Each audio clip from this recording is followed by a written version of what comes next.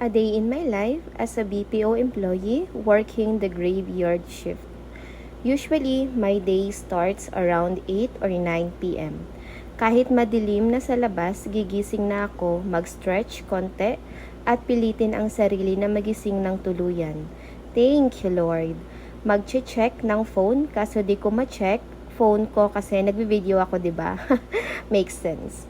Working night shift means iba talaga ang body clock mo compared sa ibang tao. Habang sila tulog, ikaw naman naghahanda pa lamang na pumasok. After waking up, hindi mawawala ang pakikipagkulitan sa anak at asawa, then I take a shower and get ready for work.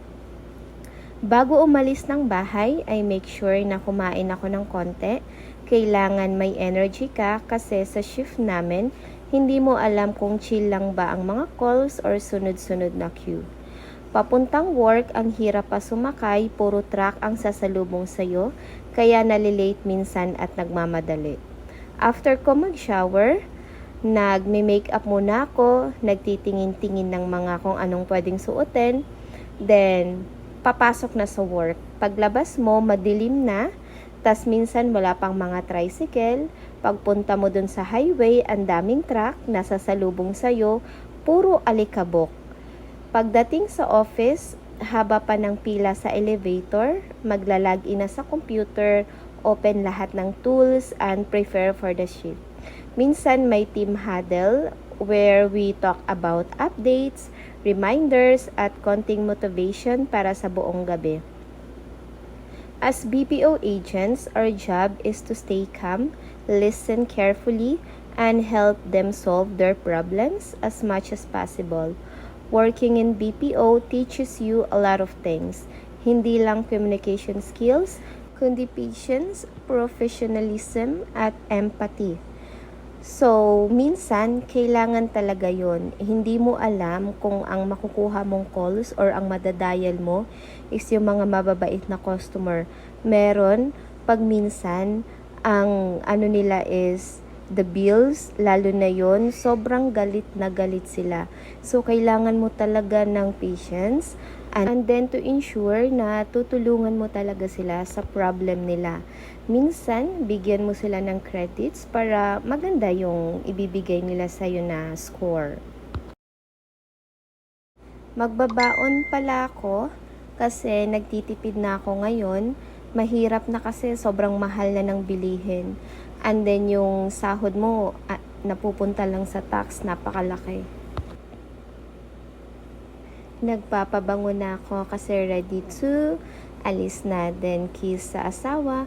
Paglabas mo, ayan ang bubungad sa'yo, madilim na, minsan konti lang yung tricycle na dumadaan kasi tulog na.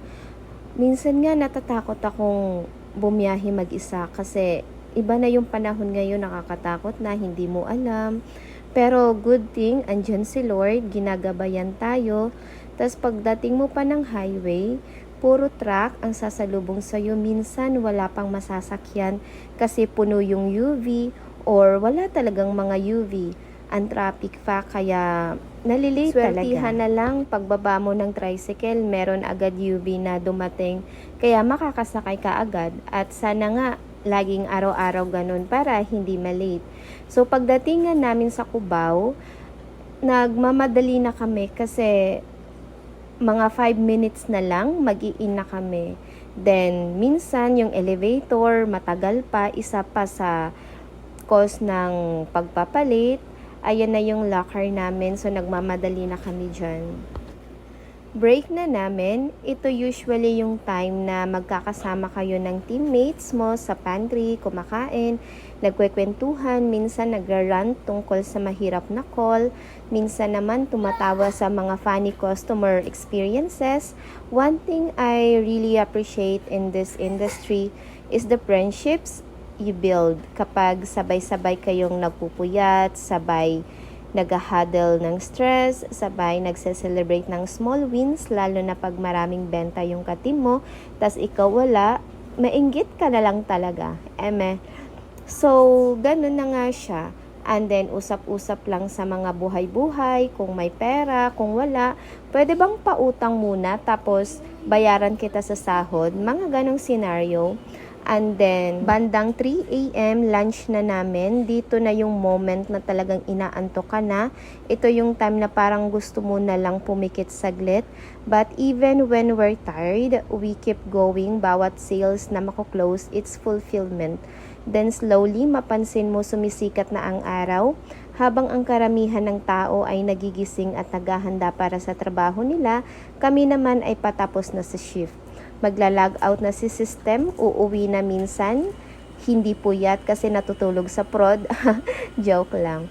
So, working the graveyard shift is not easy. Kailangan ng discipline, patience, and maraming adjustment. So, to all BPO employees out there, sa lahat ng nagpupuyat, sumasagot ng calls, tumutulong sa mga customers across the world, I see you, and this is just a normal day in our life.